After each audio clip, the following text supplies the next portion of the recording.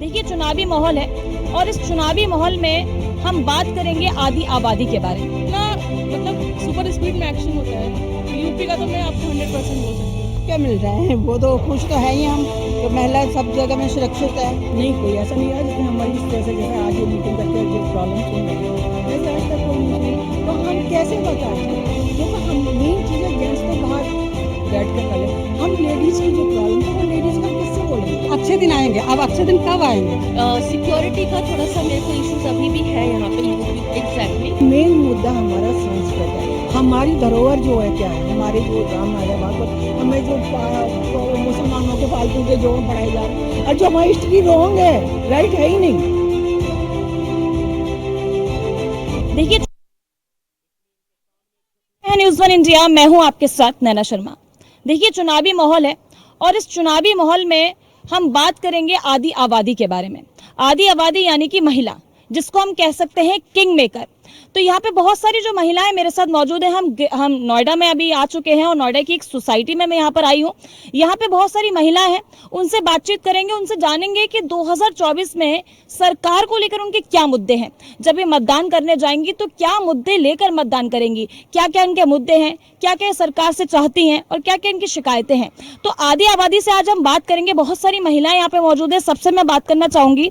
तो आपका क्या नाम है? मेरा नाम संध्या है मैम। आप यहाँ पे कितने साल से रह रही हैं? 3 से 4 साल। 3 से 4 साल से। क्या मुद्दा है आपका? पहले बात तो मुझे ये बताइए कि वोट किसे करेंगे 2024 में, किसकी सरकार चाहती है? ऑब्वियसली मोदी जी की। मैं तो अयोध्या से हूँ, तो अच्छा। कुछ मैटर ही नहीं बनता कि राम मंदिर की स्थापना जो भी हुई है, रामलला है, उसके बारे में पहले थोड़ी सी बात करेंगे। ये मुद्दा केवल रामलला का नहीं है। मतलब अयोध्या, मैं तो वहीं पैदा हुई थी, तो हमने अयोध्या को बहुत पास से देखा है। जो पहले जो अयोध्या की कंडीशन थी, ये तो बाहर के लोग पता है कि आज मंदिर बन गया, रोडें बन गई, सड़कें बन गई, लेकिन उसके पहले किसी की भी सरकार हो, किसी ने वहाँ पे हाथ नहीं लगाया। पब्लिक ट्रांसपोर्ट बिल्कुल नहीं था, कोई सेफ्टी नहीं थी, कुछ भी नहीं था। अब मंदिर बनने की वजह से वहाँ के जो लोग हैं उनको जॉब्स मिली हैं, वहाँ का इंफ्रा इम्प्रूव हुआ है। आज की डेट में कोई भी होटल, कोई भी, यहाँ तक कि एक टपरी वाला भी अच्छा खासा वहाँ पे आज कमा रहा है और बाहर के लोग भी आके कमा रहे हैं। और इससे बड़े बदलाव से आपको लगता है कि महिलाओं के लिए कुछ हुआ है? बहुत बड़ा चेंज देखती हूँ, क्योंकि मैंने दिल्ली में भी 1-2 बार मेरा मोबाइल खोया है और कुछ ऐसा हुआ, मैंने कंप्लेन की है, बट इतना अच्छा रिस्पॉन्स। और जो आज की डेट में चेंज ये हुआ है कि पहले हम किसी थाने और चौकी में जाने में इतना हेजिटेट करते थे। मतलब लोग वहाँ पे आपको ऐसे देखते हैं कि अब मतलब एक ऐसी जगह पे आ गए हैं कि बहुत, समझ रही हैं आप। बट मैं वहाँ पे 2 चौकी में गई और अब महिलाओं की सुरक्षा को लेकर बहुत बदलाव आपने महसूस किया है। और इतना मतलब सुपर स्पीड में एक्शन होता है यूपी का, तो मैं आपको 100% बोल सकती हूँ कि आई एम जस्ट भुक्तभोगी। 1 हफ्ते पहले की बात है, तो डेफिनेटली चेंज हुआ है। लेकिन हाँ, जैसे कि मैम ने बोला या सबने बोला, एजुकेशन सेक्टर, क्योंकि नोएडा और एनसीआर में इसका बहुत लूट है। हम लोग 10,000-12,000 रुपये नर्सरी केजी के बच्चों की फीस देते हैं, उसके बदले में हमें क्या मिलता है? मतलब साल के 3 से 4 महीने, पूरे साल में हार्डली 4 महीने पढ़ाई होती है। मेरी बेटी 3rd क्लास में है, पैसिफिक में पढ़ती है। दिसंबर में उनका एनुअल डे चालू हुआ, 10 से 15 दिन स्कूल बंद थे, प्रैक्टिस चली, फिर आपका विंटर वेकेशन आ गया, जनवरी में आधा दिन स्कूल बंद रहा, फरवरी मिड से उनकी छुट्टी हो गई। मतलब स्कूल बच्चों के बंद रहते हैं और आपको फी पे करनी पड़ती है लगातार। और पूरे 6 मार्च को आप ये सोचिए, 6 मार्च को उनका पेपर खत्म हो गया, पूरे मार्च बच्चा घर पे बैठा है, तो हम 10-12 हज़ार रुपये आपको किस बात के दे रहे हैं? पेरेंट्स में कितना लोड पड़ रहा है इस चीज़ का। मेन पॉइंट वो है कि आज की डेट में पेरेंट्स के 2 बच्चे हैं, तो उसके लिए एक बच्चे के लिए आप आउट में घुमाने जा रहे हो बच्चों को, ये करने आज 4th या 5th क्लास का बच्चा आप बोलते हो दुबई लेके जाएंगे, तो दुबई आप कैसे लेके जाएंगे? सिर्फ पैसे ही तो लेंगे। आज एक 10 या 12 ईयर का बच्चा आप बाहर लेके जाएंगे, कैसे लेके जाएंगे उसे आउट ऑफ कंट्री? तो वो तो बच्चे के पेरेंट्स के लिए खर्चे एक सिर्फ अपने तब स्टेटस के लिए लेके जा रहे हो, अदरवाइज तो वैसे कोई नीड ही नहीं है। आप घर में जब पेरेंट्स से आते हैं, 2 बच्चों को हैंडल नहीं कर पाते हैं, हम लोग बाहर घूमने जाते हैं, तो आप पूरा क्लास लेके जाएंगे, वो कैसे हैंडल करेंगे? नहीं कर। तो इसमें गवर्नमेंट जरूरी है। मैं आपके पास आती हूँ। आपको क्या लगता है कि मौजूदा सरकार जो महिलाओं के लिए योजनाएं चला रही है, महिलाओं को सशक्त बनाने के लिए जो योजनाएं चला रही है, क्या आप इस योजना से खुश हैं? क्या आपको इस योजनाओं का लाभ मिल पा रहा है? लाभ क्या मिल रहे हैं, वो तो खुश तो है ही हम, कि महिला सब जगह में सुरक्षित है। नहीं तो पहले आने जाने में ही बस में जाओ, मेट्रो में जाओ, डर लगा रहता था कि कोई ना कोई कुछ ना कुछ। अब तो है, देखा जाए तो ये जो सरकार है, ये जो महंगाई है, ये बढ़ रही है। और बच्चों का ये जो स्कूल, मेन तो स्कूल का ही मुद्दा है। क्लास लोग पढ़ाने बहुत मुश्किल हो रहा है हमारे लिए, तो फीस बच्चे सेकंड के बच्चों की फीस 12-12 हज़ार जा रही है, फिर बुक्स चेंज है सब। जो 10% का इंक्रीमेंट भी है, मतलब हर साल 10% बढ़ता स्कूलों है। के वालों के लिए 12,000 है तो अगले महीने 13-14। तो देखिए, क्या आपके जो प्रत्याशी हैं जो इस बार कुछ हॉस्पिटलों में भी इनको थोड़ा वो करना चाहिए। तो आपको लगता है कि प्रत्याशी के कभी यहाँ पर आए हैं जो खड़े हैं बीजेपी की तरफ से, इसमें महेश शर्मा जी, कभी उन्होंने यहाँ पे राउंड लगाया हो, कभी आपसे पूछा हो कोई समस्या आपकी आपसे? तो हमारे खूब पूरे आते थे। इधर नहीं आए ग्रेटर नोएडा। नहीं, नोएडा में मैं तो सेक्टर 20 में ही रहती थी, पास में रहते, तो बहुत आते थे 20 सेक्टर में। नहीं, वो ऊपर जाती हूँ, ठीक है ठीक है, जगह मुझे मेन चीज है कि हमारी प्रॉब्लम ये है कि जब अभी जो है अभी ये चुनाव हुआ, उसके बाद यहाँ कोई नेता नहीं आया, अभी तो 2-4 लोगों से मिला ले। तब तक हमारी प्रॉब्लम्स आप नहीं सुनेंगे, तब तक आपके पास कैसे मेरी मतलब जो आखिरी चुनाव जो हुआ है उसके बाद कोई आपके पास नहीं आया? नहीं, कोई ऐसा नहीं आया जिसने हमारी जैसे आज ये मीटिंग करके जो प्रॉब्लम सुन रहे हैं, वैसे आज तक कोई नहीं सुनी। तो हम कैसे बताएंगे? क्योंकि हम मेन चीज है, जेंट्स तो बाहर बैठ के कर ले, हम लेडीज की जो प्रॉब्लम, तो वो लेडीज की हम किससे बोलेंगे? आप हमारे लिए क्या कर रहे हैं? हम वोट तभी हम आपको दे रहे हैं क्योंकि हमें बीजेपी को देना है, क्योंकि हमें अपना सनातन धर्म को आगे बढ़ाना है। सनातन धर्म के लिए हमें देना, बीजेपी को दे।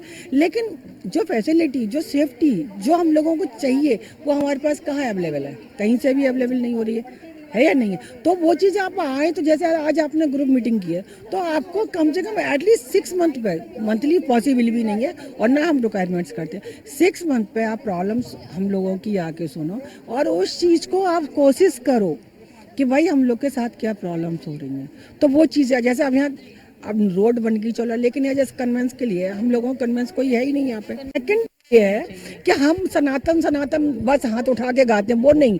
हमारा मेन धर्म संस्कृत जिस नाम से पहचानी जाती है, आज बीजेपी को आज 10 साल हो गए, लेकिन हमारी संस्कृत कहाँ है? कोई कंपलसरी नहीं है, कोई कंपलसरी नहीं है। जिस संस्कृत नेचुरली है, जब आप पढ़ाओगे नहीं तो इंटरेस्ट कैसे आएगा?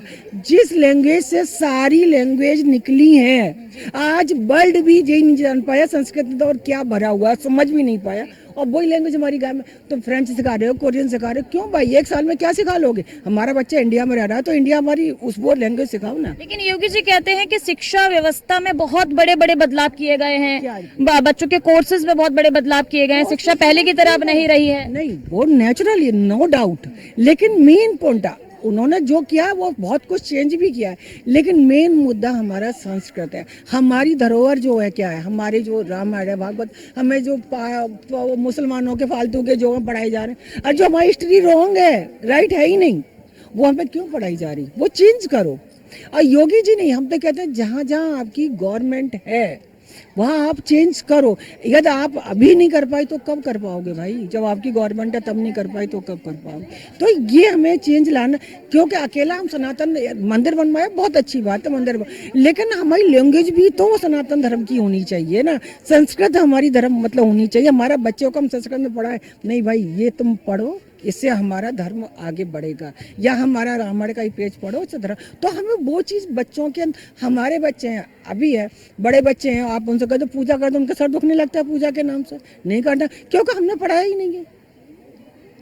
तो वो कहाँ से पढ़ेंगे? मॉम डांस में है तब बच्चों टोपी लगाए नमाज पढ़ लेंगे, लेकिन हमारे देखिए ऐसा होता है ना कि देश बदल रहा है, वो योगी जी हुए, मोदी जी हुए, अपने सूबे के लोगों को बदलने की कोशिश कर सकते हैं, लेकिन घर का जो बच्चा है या घर में जो बच्चा, उनको माँ बाप ही संस्कार दे सकते हैं, या घर का माहौल जो है वो बदलाव ला सकता है। से आज की डेट में ज्यादा संस्कार स्कूल देते हैं। उसका रीजन क्या होता है? बच्चे से कहो कि आ से आम नहीं, आ से इमली होती, तो वो कहेगा नहीं मेरी मैम ने कहा इमली ही होती है, वो आम नहीं बोलेगा। उनके लिए मैम जो है राइट है, मदर रॉन्ग है। मेन चीज़ है मदर रॉन्ग है और टीचर है। तो इसलिए ये चीज़ स्कूल के लिए होना, हम लोग संस्कार देते हैं, सुबह उठो ये करो, वो हम लोग का फर्ज है जो घर के अंदर के हैं, क्योंकि वो सिर्फ माँ देती है तो वो माँ की बात मान। शिक्षा को लेकर है, शिक्षा में बदलाव होना बहुत जरूरी है, बहुत ज़्यादा जरूरी है। क्योंकि देखिए इस बार मोदी जी आ गए, चलो 5-10 साल चेंज फिर आएगा, लेकिन यदि हमने अभी नहीं कर पाए, तो हो सकता है आने वाले समय में हमारा जो अस्तित्व मिट जाए, लेकिन हम इस चीज़ को बच्चों के जो कहते हैं नस में डाल देंगे ना, तो वो अस्तित्व हमारा कभी नहीं बदल पाएगा। हमें मेन चीज़ है, हमारा मेन मुद्दा है, एक तो बच्चों की जो है पढ़ाई के लिए हर पेरेंट्स परेशान है, उसका नेचुरली है। आज कितना ही पैसा हो, लेकिन प्रॉब्लम्स तो सबके साथ में ही है ना। आज इतनी स्कूल की फीस जा रही है, ये जा रही है, वो जा रही है, क्यों जा रही है? तो इसमें तो योगी नहीं, जहाँ भी बीजेपी गवर्नमेंट है उन लोगों करना पड़ेगा। इस वजह से देंगे कोई बदलाव आपने देखा इन 10 सालों में कि बदलाव है इसलिए आप बीजेपी को वोट देना चाहती हैं, या फिर अगर आप रखना बीजेपी ही चाहती हैं आगे तो इसलिए रखना चाहती हैं? नहीं, मतलब ये है कि शांति बहुत है हमारे इलाके में। जैसे यूपी में पहले बहुत ज़्यादा वो था, तो योगी के होने से गुंडागर्दी थी और नेतागिरी ज़्यादा थी, तो बहुत शांति हो गई है। मैं हरिद्वार से हूँ, तो इसलिए सब अच्छा लगता है। और अब बच्चे तो बड़े हो गए हैं, अब उनके बच्चे होंगे तो वो सोचेंगे, अब मेरा सोचने का हाँ जी, तो आप यहीं से हैं? नाम क्या है आपका? तो आप कितने सालों से यहाँ रहती हैं? 5 ईयर। 5 ईयर। तो किसको वोट देने वाली हैं? वोट के लिए तो ऑप्शन ही नहीं मिलता है, कोई किसको दे। तो आप अगर अभी वोट जो देंगी तो किसको मजबूरी देनी पड़ेगी बीजेपी को। मजबूरी में बीजेपी। अच्छा कोई हो तो अच्छा, ये मजबूरी का जो शब्द है क्यों यूज करना पड़ेगा? कोई दिखाई नहीं दे रहा, उनके अलावा किसी को दे दें, उनसे बेटर कोई और होना। कोई बदलाव नहीं लगता, या आपको लगता नहीं है कि अगर ये सरकार रहेगी तो आपको ये सारी सुविधाएं, क्योंकि महिलाओं के लिए बीजेपी सरकार ने बहुत सारी सुविधाएं दी हैं, बहुत सारी योजनाएं आपको दी हैं, तो इस वजह से नहीं आती हैं, सब लोअर क्लास में आती हैं या आरक्षण वालों को आती हैं, सब हम मिडिल क्लास वाले पिस जाते हैं। हाँ, हम तो टैक्सी भरते हैं, हम कहीं से भी कोई सुखी नहीं है। सरकार की तरफ से हमारा कोई भी राइट है ही नहीं, हम तो यहाँ अपने सेफ बैठे हैं। मतलब सेफ्टी तो हुई है, लेकिन हम कितना जाते हैं बाहर, हमारे लिए कोई मायने नहीं रखता। तो आपके भी शिक्षा को लेकर हाँ, शिक्षा को लेके बहुत ज्यादा। मान लो किसी के 4 बच्चे हैं तो वो खिलाएगा या पढ़ाएगा या पहनाएगा, क्या करेगा भाई? ये बच्चे पढ़ेंगे भी प्राइवेट में तो अभी टॉर्चर हो रहे हैं, माँ बाप भी हो रहे हैं, और जब सर्विस मिलेगी तो अभी प्राइवेट, वहाँ भी काम दुगना, सैलरी कम, वहाँ भी टॉर्चर। ना तो हम लोगों को सरकारी नौकरी मिलती है, ना कोई सुविधा मिलती है। नहीं, महिलाओं को तो बहुत सशक्तिकरण मिला है, महिलाओं को बहुत बढ़ावा जो है योगी सरकार भी दे रही है, मोदी सरकार जो है बीजेपी की दे रही है। किसी को मिला? इतने लोग बैठे हैं यहाँ, बताओ क्या मिला है किसी को? अपने राइट्स नहीं मालूम है ना, हमारे पास कोई रिटर्न में कुछ है नहीं। किसी न किसी को तो पहुँचता है, किसी को तो मिलना चाहिए ना, खाली वोट मांगने थोड़ा ना आएंगे। अच्छा, जब वो आपके साथ वोट मांगने आते हैं तो आपको बहुत सारी चीजें पता नहीं जब होती हैं? मैं तो नहीं आती, मैं तो खैर पहली बार आई हूँ। अच्छा। लेकिन बताना चाहिए उनको, सुविधाएं भी दिलवानी चाहिए ना लोगों को, जिनका वोट लेते हैं उनको सुविधा भी दिलवाओ। तो आपके क्या मुद्दे हैं 2024 में अगर आप वोट डालती हैं बीजेपी को, तो किस मुद्दे को लेकर जाएंगी अपना मतदान कर? एक्चुअली इंसान दिखाई दिए जिनको वोट देने के पीछे अगर सबसे पहला रीजन मेरे लिए है तो उनका फर्म डिटर्मिनेशन है। वो जो ठान लेते हैं कि ये करना है चेंज, तो वो करके रहते हैं। और उसमें ना वो हिंदू मुसलमान किस पे क्या असर पड़ने वाला है, किसको कौन सी चीज़ें मिलने वाली हैं, किस पे कौन कितना भड़काता है, क्या करता है, वो सारी चीज़ों पे उनको असर नहीं पड़ता। उनको केवल मुद्दे दिखाई देते हैं। अगर ये क्लीनिंग वाला प्रोसेस उनका चलता रहा तो जब तक मोदी जी है तब तक मोदी जी रहेंगे। देखिए, एक बात मैं आपको बता दूं कि बीजेपी की ओर से महिलाओं को 33% का आरक्षण कानून पास कराया गया है। ठीक है, अभी मतलब लोकसभा में महिलाओं के 33 है, तो इस तरीके से महिला सशक्तिकरण, महिलाओं को आगे बढ़ाने का जो वादा है वो पूरा होता दिखाई दे रहा है। तो क्या आप कहना चाहेंगे महिलाओं के लिए जो वादे मोदी सरकार ने किए हैं, क्या वो उस पर खरे उतर रहे हैं? बिल्कुल उतर रहे हैं। आज महिलाएं, मतलब आप हमारे मिडिल क्लास से ऊपर की बात मत करो, अगर इनका रियली कहीं से चेक करना है तो आप लोअर लेवल पे जाओ। लोअर लेवल पे जो मेट्स आती है हमारे घर में वो सेटिस्फाइड है। मेरे सामने पिछले 3 साल में 3 मेट्स ने मुझे बताया कि उन्हें घर मिल गया। अच्छा, मोदी जी को देना है वोट, क्यों देना है? क्योंकि उन्होंने घर बनवा दिया। मैंने जमीन रखी थी, मेरा घर बन गया। तो वो सेटिस्फेक्शन, जो आवास योजना जो निकाली गई उसका लाभ आपने देखा है, हुआ है? आवास योजना का भी देखा है, जो अनाज मिलते हैं उसका भी देखा है। और सबसे पहली चीज़ है कि लेडीज़ को ये अंदर से फील आने लगा कि अब हमारे लिए भी कोई कुछ कर रहा है। और आज की डेट में हम लोग भी यहाँ बोलने के लिए आए हैं ना, वो इसीलिए सोच के आए हैं कि हाँ, हमारी बात भी सुनी जाएगी। बिल्कुल। आपको क्या लगता है, क्या मुद्दा है आपका? मेरा मुद्दा ये है कि जैसे यूपी में योगी जी सब कुछ ठीक कर रहे हैं, कानून व्यवस्था इतना बढ़िया कर रहे हैं, तो मोदी जी से और योगी जी से मेरा यही कहना है कि वो बिहार में भी सब कुछ ठीक करें, क्योंकि मैं बिहार से लग रही हैं। क्योंकि मैं बिहार से हूँ और हम लगभग 15 साल से अपने ज़मीन के लिए लड़ रहे हैं और वहाँ कोई सुनवाई नहीं हो रही है। एक्चुअली क्या है कि हमारा ज़मीन जो है वो मेन रोड पर है, काफ़ी बड़ा प्लॉट है, तो उसको लेके कई दबंग कि हमें दे दो, हमें दे दो, और हम 15 साल कर रही हैं तो मैं आपको बता दूं, शायद आपको पता होगा कि योगी जी ने कई माफियाओं को ढेर किया है। माफिया अब जो है यूपी में नहीं रह सकते आराम से, तो माफियाओं के जैसे माफिया के ऊपर योगी सरकार ने काम किया है, वही शायद आप बात कर रही हैं। तो एक विश्वास तो आपको उनके ऊपर, बीजेपी सरकार के ऊपर रहा होगा ना, कि अगर वो ऐसा करते हैं वहां पे भी काम, तो क्या वहां पे भी माफियाओं का मट्टी पलीत कर देंगे योगी? बिल्कुल बिल्कुल, हमें योगी जी पर और मोदी जी पर बहुत विश्वास है, इसलिए हम चाहते हैं और उनसे हम रिक्वेस्ट कर रहे हैं कि वो हमारे बिहार के लिए भी सोचें और हमारे बिहार को भी इम्प्रूवमेंट की ज़रूरत है। आज कुछ भी हो जाए, भले फ्लाईओवर, हम पटना रह के आए, हमारे बच्चे वहाँ रह नहीं पाए, भले फ्लाईओवर्स बन गए हैं बट वहाँ कोई भी डेवलपमेंट नहीं है। मतलब चलिए, कल्चर तो एक है कि भाई अपना कल्चर जहाँ भी रहो छोड़ना नहीं चाहिए, लेकिन कहने का मतलब है कि फ्लाईओवर्स बना देने की वजह से वो डेवलपमेंट हम उसको नहीं बोल सकते। तो हाँ, इतना काफ़ी नहीं है।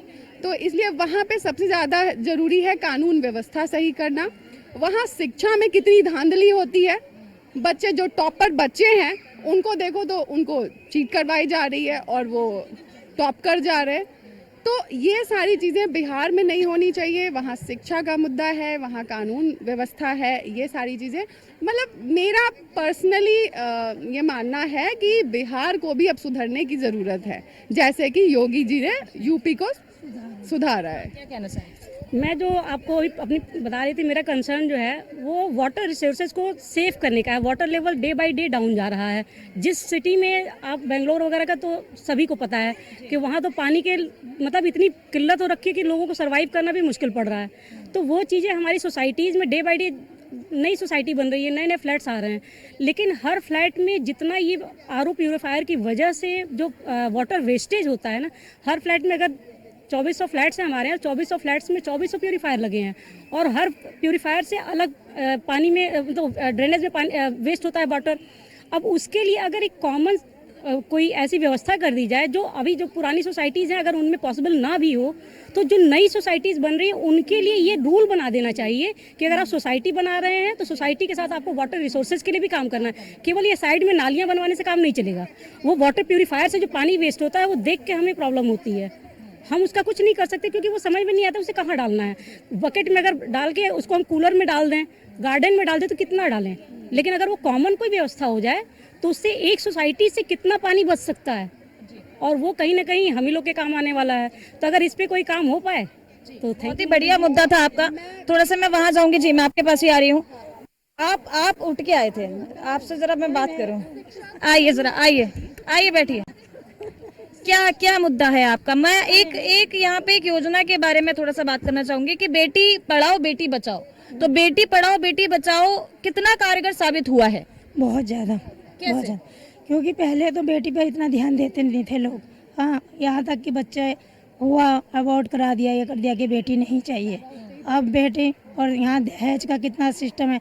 अब बेटी जो पढ़ रही है तो अपने मुद्दे पैरों पे खड़ी हो रही है, खड़ी होकर उसे अपने आप समझ है इतनी कि मुझे क्या करना है क्या नहीं करना, इस फैसले पे वो डिसीजन ले सकती है अपना।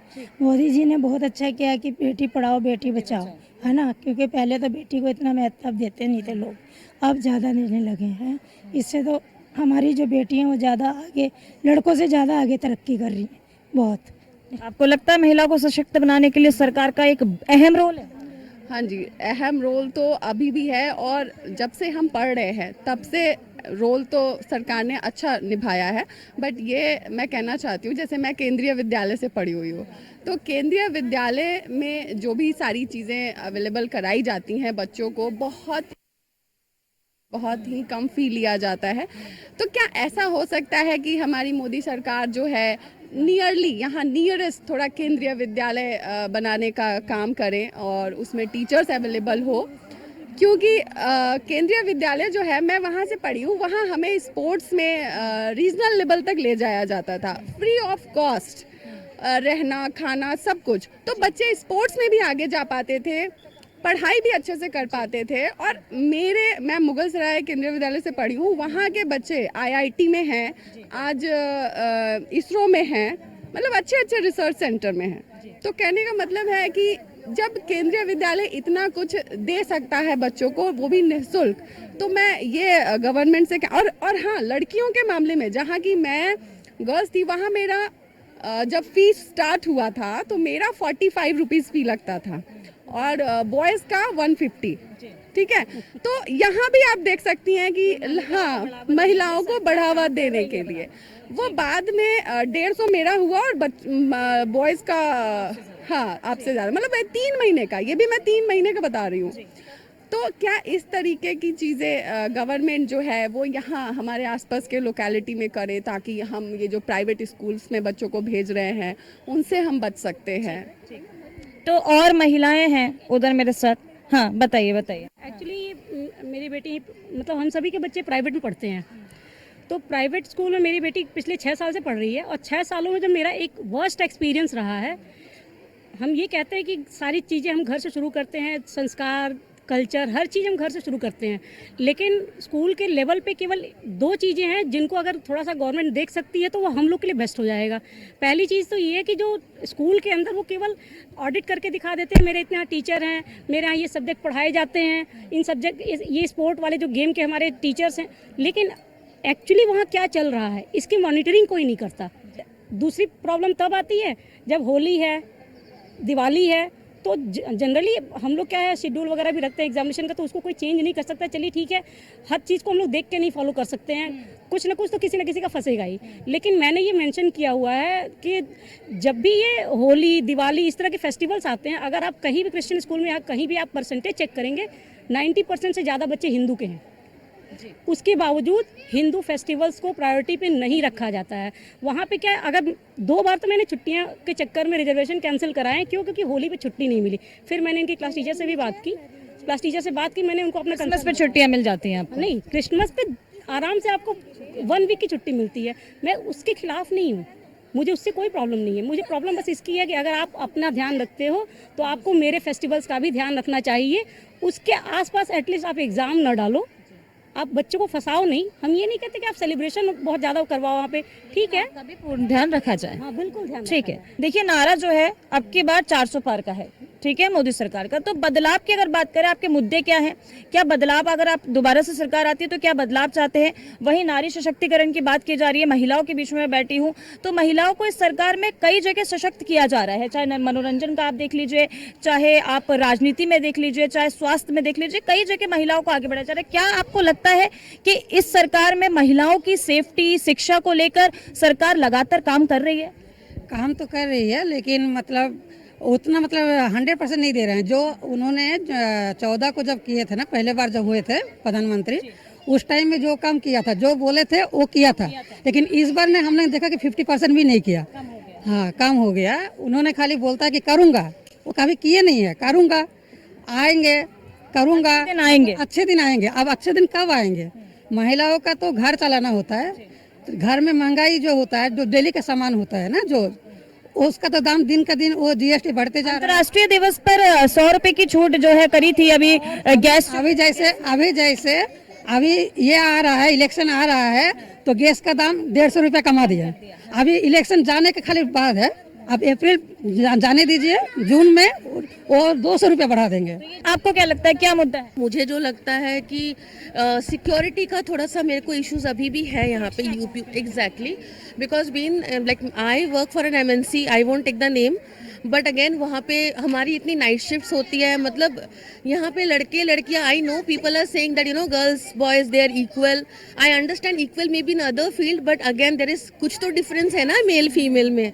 एक समान आप चाहे कितना भी बोलो वो नहीं होता है। सिक्योरिटी की बात तो ऑब्वियसली होनी चाहिए। आपका क्या मुद्दा है? मैम, मेरा पॉइंट ये है कि क्या होता है, एक तो चीज़ें क्या होती है लेडीज़ तक आएगी, बट हम क्या करते हैं, फैमिली देखते हैं, बच्चों को देखते हैं, हमारे हस्बैंड, सबको देखना पड़ता है।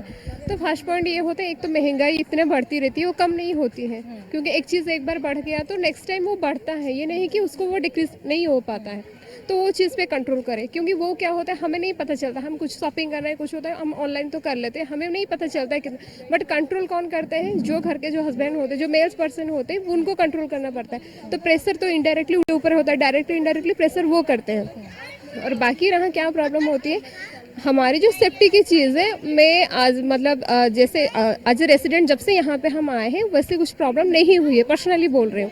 वो सब चीज़ सेफ्टी, हाँ सेफ्टी को लेकर अभी तक कुछ प्रॉब्लम नहीं हुई है। और बाकी रहा बीजेपी के लिए, हम बीजेपी को स्टार्टिंग से सपोर्ट करे आ रहे हैं, अभी भी कर रहे हैं। बट क्यों कर रहे हैं, रीज़न ये है कि हम मोदी जी को बाय ग्लोबली देख रहे हैं कि दूसरे के कंट्री को जा रहे हैं, उनके इंटरेक्ट हो रहा है। हमारा कंट्री का एक पहचान है बाहर, एक आइडेंटिटी है कि this is India and this are the people of India, एक अलग सा रेस्पेक्ट है।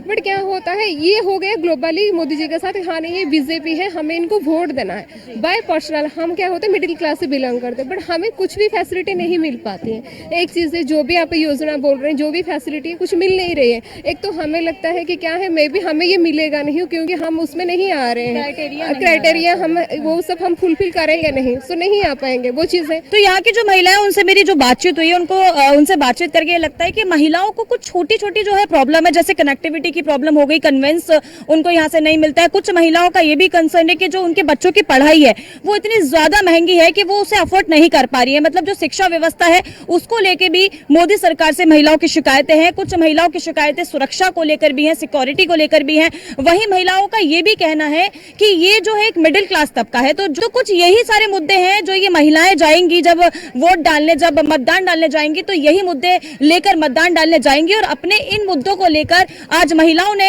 न्यूज़ वन इंडिया की टीम के साथ बातचीत करी और अपने मुद्दे रखे हैं। उन्होंने बताया है कि बस इन्हीं मुद्दों से उन्हें शिकायत है।